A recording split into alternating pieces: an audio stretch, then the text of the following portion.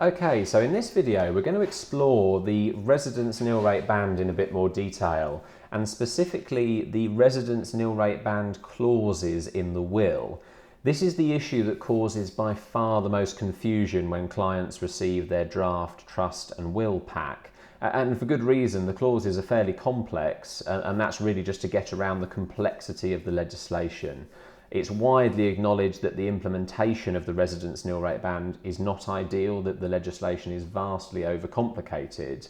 However, it is a very valuable tax allowance, and it's important that we claim that and build in provisions to make sure that we can get full benefit within the will.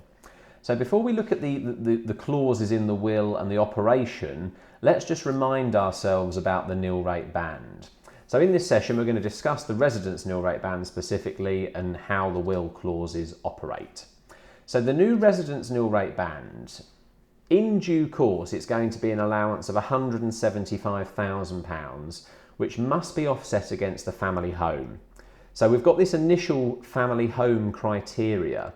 Now, it's important to distinguish between the Residence Nil Rate Band and the Standard Nil Rate Band. So just as a bit of background, the Standard Nil Rate Band is the sort of default tax-free allowance that everybody has. It's £325,000 and has been for some time now. So most people are familiar with the Standard Nil Rate Band, and the Residence Nil Rate Band sits on top of that. So it's £175,000, but it must be offset against the family home, which is defined either as a home that you live in when you die, or a home that you have previously lived in that you still own when you die. Now, the allowance is introduced in tranches, and it's not until April 2020 that we get the full £175,000 allowance. So at the time of recording, we're nearly there. It's currently January 2020, so it's very, very close to having the full allowance introduced come April. Now, this is the key point here. The allowance must apply to a family home. The family home must be what they call directly inherited by a direct descendant. And broadly speaking, that's defined as a child or a grandchild. And this is where we have to do a little bit of planning, which is different, slightly different to what was done previously, because normally, in the ideal world, we'd want to leave everything into the beneficiary protection trust. But that doesn't qualify for the Residence Nil Rate Band allowance. So that's the reason we get these additional clauses built into the will. And it's also worth mentioning, any estate over 2 million starts to lose the new allowance. It gets tapered away on a 2-for-1 basis. So for a single person, it will be lost completely, where the total estate is over 2.35 million.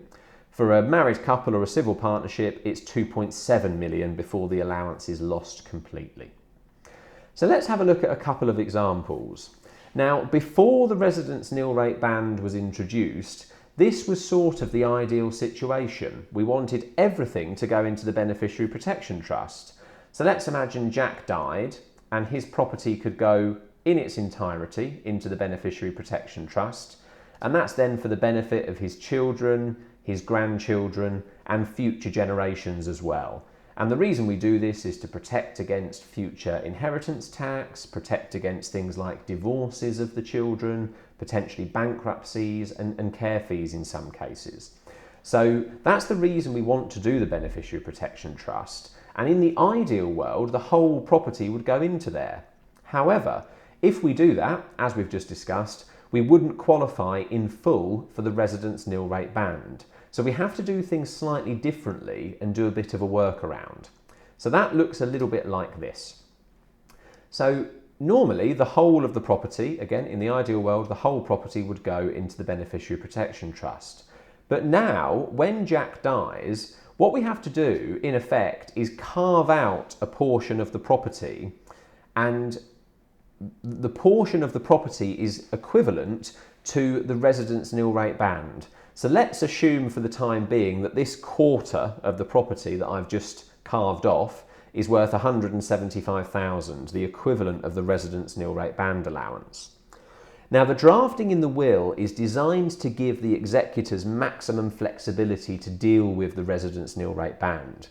So in the first instance, we normally give a life interest to the surviving spouse. But when the spouse dies, it must go directly to the children. It can't remain within the trust. Now, the executors also have the ability to appoint that portion of the property directly to the children if they wish, if there's enough money in the estate to do so, but that doesn't always have to be the case.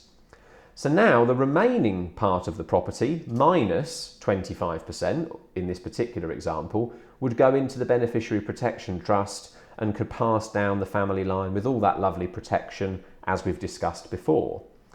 When Jill dies, when the wife dies in this case, the remaining 25% of the property would pass directly on to the children, and that satisfies the requirement for the Residence Nil Rate Band to pass on to a direct descendant.